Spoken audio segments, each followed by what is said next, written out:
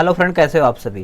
Friends, Bihar दरोगा नया भर्ती के लिए प्रैक्टिस सेट आपका स्टार्ट हो चुका है और आज हम देखेंगे इसका सेट नंबर 5 देखेंगे। और कल से आप सभी लोग का मध्यकालीन भारत का इतिहास जो है स्टार्ट हो जाएगा और आज का जो है वीडियो प्राचीन भारत का है। तो चलिए वीडियो को शुरू करते हैं। आज का पहला प्रश्न क्या है देख लेते हैं। चलिए शुरू करते हैं। आज का पहला प्रश्न कि बौद्ध, हिंदू एवं जैन शैलकृत गुहाएं एक साथ विद्यमान है कहाँ में। तो जो आपका एक साथ विद्यमान है ये आपका हो जाएगा ऑप्शन सी, एलोरा में। याद रखेंगे, सी इसका सही उत्तर हो जाएगा। नेक्स्ट क्वेश्चन है, निम्नलिखित में से कौन एक शैलकृत स्थापत्य का उदाहरण है। देखिए, स्थापत्य का एक उदाहरण है आपका हो जाएगा ऑप्शन सी, एलोरा का कैलाश मंदिर हो जाएगा। ऑप्शन आपका सी सही आंसर हो जाएगा। निम्न स्थानों में से बौद्ध गुफा मंदिरों के लिए कौन सा प्रसिद्ध है। इनमें से आपका कौन सा प्रसिद्ध है, तो ये आपका हो जाएगा option C, Ajanta. Next question है कि एलोरा गुफाओं का निर्माण कराया था किसने।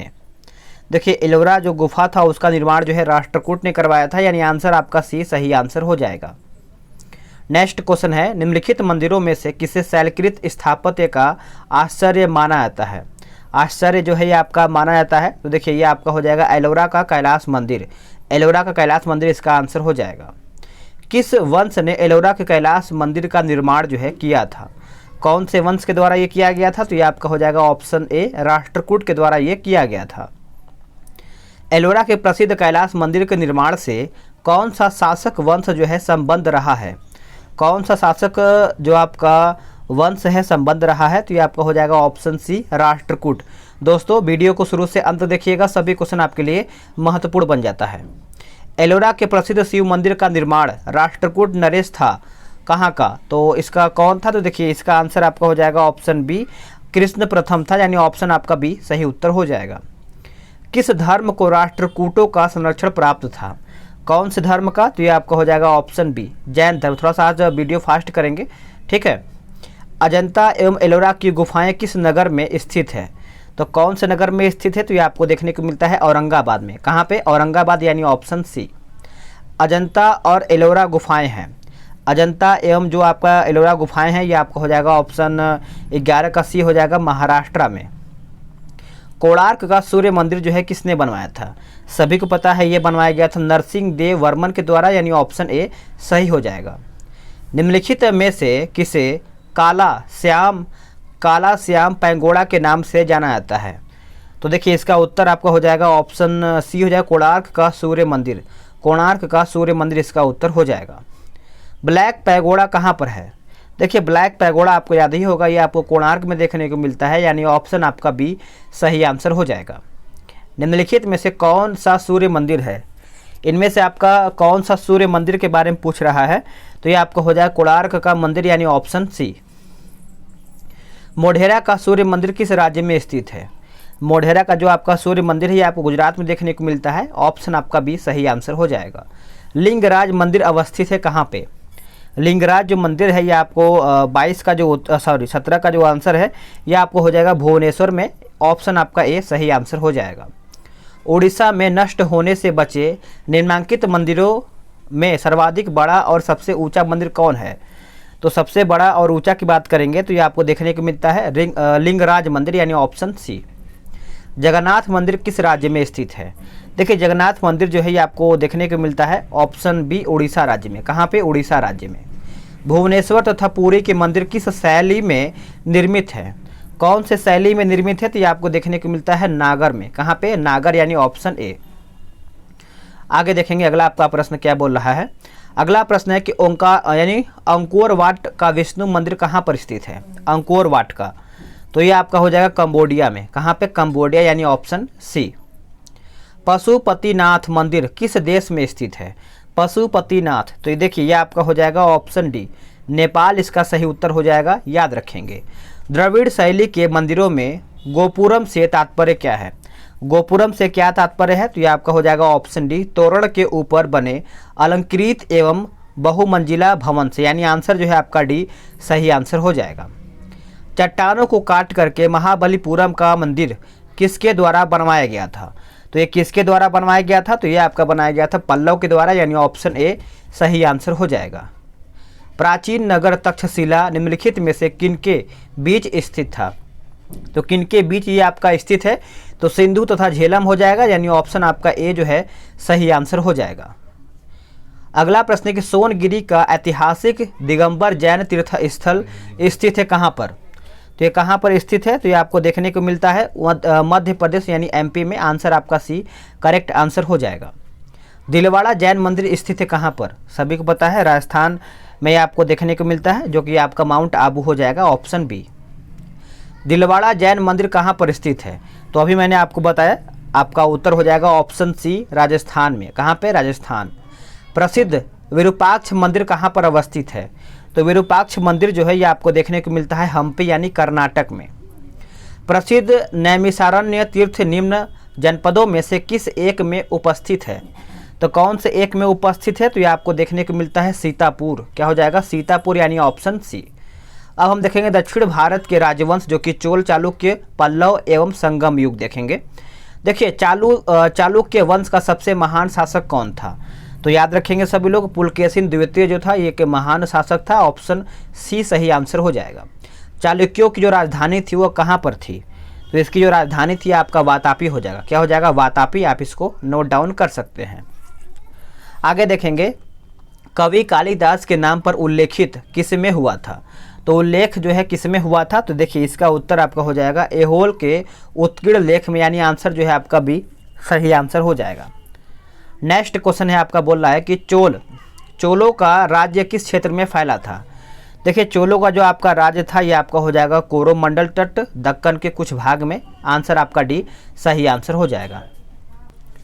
नेक्स्ट क्वेश्चन है कि चोलों की राजधानी कहाँ पर थी, जो चोलों की राजधानी थी आपका तंजौर में देखने को मिलता है। आंसर आपका डी सही आंसर हो जाएगा। चोल युग निम्न के लिए प्रसिद्ध था, यानी जो चोल युग था वो किसके लिए प्रसिद्ध था, तो ग्रामीण सभाएं के लिए, यानी ऑप्शन बी। अगला है किस दक्षिण भारतीय राज्य में उत्तम ग्राम प्रशासन था, तो ये आपका उत्तर हो जाएगा ऑप्शन सी चोल। अगला है चोलों के अधीन ग्राम प्रशासन के बहुत से ब्यौरे जिन शिलालेखों में है वे कहाँ पर हैं, तो ये आपको देखने को मिलता है उत्तर मेरूर में। उत्तर मेरूर यानी ऑप्शन डी करेक्ट हो जाएगा। चोल काल में निर्मित नटराज की कांस्य प्रतिमाओं में देवाकृत प्रायः है, तो देवाकृत प्रायः है, तो ये आपका हो जाएगा ऑप्शन सी चतुर्भुज। इसका उत्तर हो जाएगा, नोट कर सकते हैं। निम्नलिखित में से किसको दक्षिण भारत के विशेषकर चोल युग के स्थापत्यों के विश्व में श्रेष्ठतम प्रतिमा रचना माना जाता है, तो ये आपका जो रचना माना जाता है ये आपका हो जाएगा ऑप्शन बी नटराज का। नटराज यानी ऑप्शन बी। नटराज की प्रसिद्ध कांस्य मूर्ति किस कला का उदाहरण है, कौन से कला का एक उदाहरण है, तो ये आपको देखने को मिलता है चोल कला का, यानी ऑप्शन ए करेक्ट आंसर हो जाएगा। महाबलीपुरम के रथ मंदिरों का निर्माण जो है किसने करवाया था, तो ये किसके द्वारा करवाया गया था, तो ये करवाया गया था ऑप्शन ए नरसिंह वर्मन प्रथम के द्वारा करवाया गया था। नोट करिए। अगला है मामल्लपुरम में रथ स्मारकों के निर्माण के लिए निम्नलिखित में से कौन उत्तरदायी थे, तो कौन उत्तरदायी थे इसमें, तो ये थे पल्लव। कौन थे, पल्लव। निम्नलिखित में से कौन सा रथ मंदिर सबसे छोटा है, देखिए सबसे छोटा जो है ये आपको देखने को मिलता है द्रौपदी रथ मंदिर हो जाएगा, यानी ऑप्शन ए सही आंसर हो जाएगा। 72 व्यापारी चीन में किसके कार्यालय यानी कार्यकाल में भेजे गए थे, तो ये जो भेजे गए थे कुलोतुंग प्रथम के कार्यकाल में भेजे गए थे 72 व्यापारी चीन।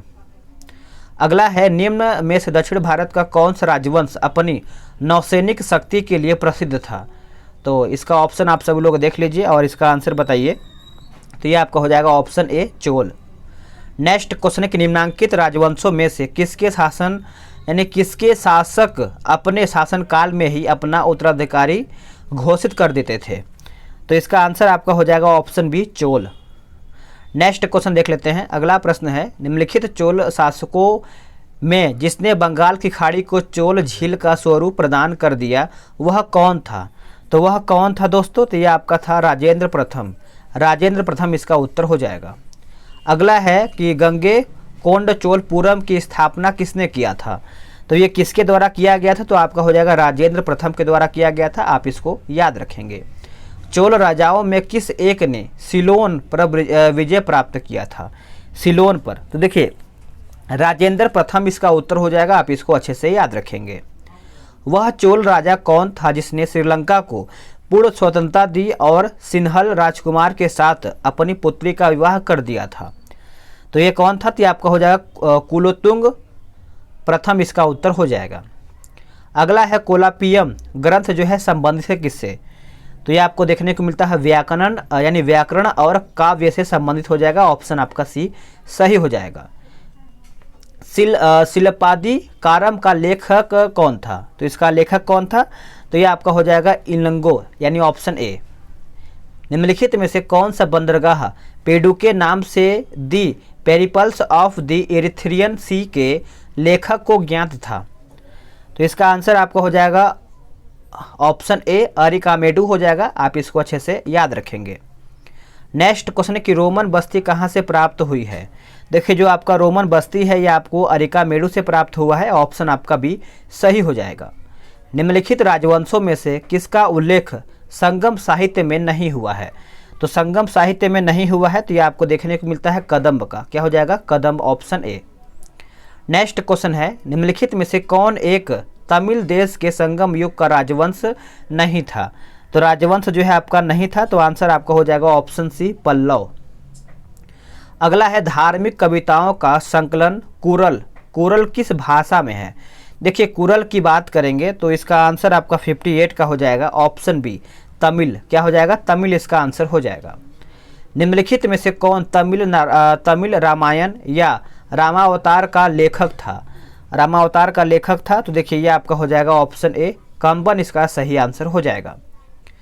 निम्नलिखित में से कौन सा एक प्राचीन भारत में व्यापारियों का निगम था?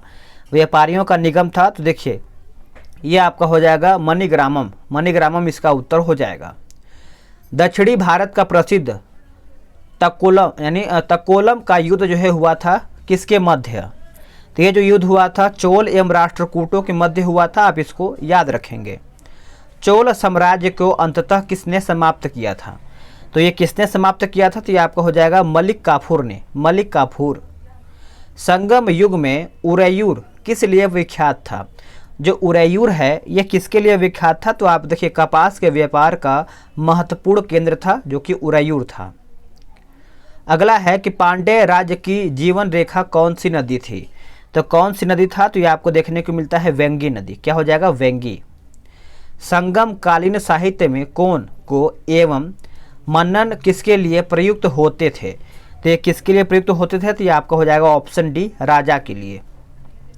तृतीय संगम हुआ था किसमें? देखिए जो तृतीय संगम हुआ था ये आपको देखने को मिलता है तुकोरिन में। कहाँ पे? तुकोरिन, याद रखेंगे ऑप्शन डी। किस राजवंश ने उत्तर भारत पर शासन नहीं किया था? तो ये कौन से राजवंश के द्वारा ये नहीं किया गया था? तो देखिए इसका आंसर आपका हो जाएगा ऑप्शन ए चालुक्य। इसका ऑप्शन आपका ए सही हो जाएगा।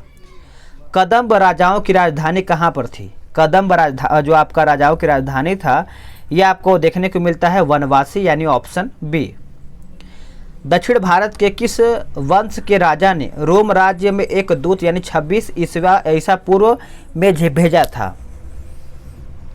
तो इसका आंसर आपका हो जाएगा ऑप्शन सी पांड्य। अगला है मीनाक्षी मंदिर स्थित है कहाँ में? जो मीनाक्षी मंदिर है ये आपको देखने को मिलता है मदुरई में। क्या हो जाएगा? मदुरई इसका सही आंसर हो जाएगा। आगे देखेंगे इतिहास के पिता की पदवी सहित अर्थों में निम्न में से किससे संबंधित है? तो किससे संबंधित है? तो ये आपका हो जाएगा हेरोडोटस से यानी ऑप्शन ए सही आंसर हो जाएगा। मुद्रा राक्षस का लेखक जो है निम्न में से कौन है? सभी को पता है कि इसका आंसर आपका हो जाएगा विशाखा दत्त। विशाखा दत्त इसका आंसर हो जाएगा। ऋतु संहार के रचनाकार कौन थे? ऋतु संहार के रचनाकार कौन थे? तो ये आपका हो जाएगा ऑप्शन डी कालिदास। कालिदास इसका सही आंसर हो जाएगा। 10 कुमार चरित्र किसने लिखा था? तो 10 कुमार चरित्र जो है ये आपका लिखा गया है दंडी ने। क्या हो जाएगा? दंडी इसका आंसर हो जाएगा। कुमार संभव महाकाव्य किस कवि ने लिखा है? तो किस महाकवि के द्वारा लिखा गया? तो ये आपका हो जाएगा ऑप्शन डी कालिदास। कालिदास। निम्नलिखित में से कौन सा नाटक कालिदास ने नहीं लिखा था? देखिए कालिदास के द्वारा जो है आपका जानकी हरण जो है नहीं लिखा गया है। बाकी आपका मालविकाग्निमित्रम लिखा गया है, अभिज्ञान शकुंतलम लिखा गया है, कुमार संभवतम ये आपका लिखा गया है। तो आप तीनों को याद भी रखेंगे। अष्टाध्यायी किसके द्वारा लिखी गई है? अष्टाध्यायी तो आपको याद ही होगा जो कि आंसर आपका हो जाएगा पाणिनि। पाणिनि इसका आंसर हो जाएगा। चरक संहिता नामक पुस्तक किस विषय से संबंधित है? तो कौन से विषय से संबंधित है? तो देखिए 78 का जो आंसर है आपका हो जाएगा चिकित्सा से। किससे? चिकित्सा से इसका सही आंसर हो जाएगा। मिलिंद पन्हो क्या है? देखिए मिलिंद पन्हो की बात करेंगे तो ये आपका पाली ग्रंथ है, यानी ऑप्शन सी सही उत्तर हो जाएगा। मिलिंद पन्हो राजा मिलिंद तथा एक बौद्ध भिक्षु के मध्य संवाद रूप में है, और वह भिक्षु थे किसके? तो देखिए 80 का आंसर आपका हो जाएगा ऑप्शन सी नागसेन। अगला प्रश्न है, कलहर की राजतरंगिणी को किसने आगे बढ़ाया था? तो ये किसने आगे बढ़ाया था? तो ये आपका हो जाएगा ऑप्शन डी जोनराज एवं श्रीवर हो जाएगा। ऑप्शन आपका डी सही उत्तर हो जाएगा। सौंदरानंद किसकी रचना है? जो सौंदरानंद है ये आपका किसकी रचना है? तो देखिए ये आपका हो जाएगा अश्वघोष का। अश्वघोष इसका सही उत्तर हो जाएगा। नेक्स्ट क्वेश्चन है कि नागानंद रत्नावली एवं प्रियदर्शिका के लेखक कौन थे? तो जो इसके लेखक थे वो आपका हो जाएगा ऑप्शन डी हर्षवर्धन इसका सही आंसर हो जाएगा। निम्नलिखित 4 ग्रंथों में से कौन सा विश्वकोशीय ग्रंथ है? विश्वकोशीय ग्रंथ है तो देखिए ये आपका हो जाएगा वृत्त संहिता, इसका सही उत्तर हो जाएगा। कालिदास की साहित्यिक कृति कौन सी नहीं है? तो कौन सी कृति इसमें आपका नहीं है? तो दोस्तों याद रखेंगे मृक्ष कटिकम इसका सही उत्तर हो जाएगा। बाकी आपका मेघदूत है, ऋतु संहार है और विक्रमामौर्य वर्षीय भी है आपका। अगला प्रश्न है आपका, कालिदास द्वारा रचित मालविकाग्निमित्रम नाटक का जो नाटक था कौन?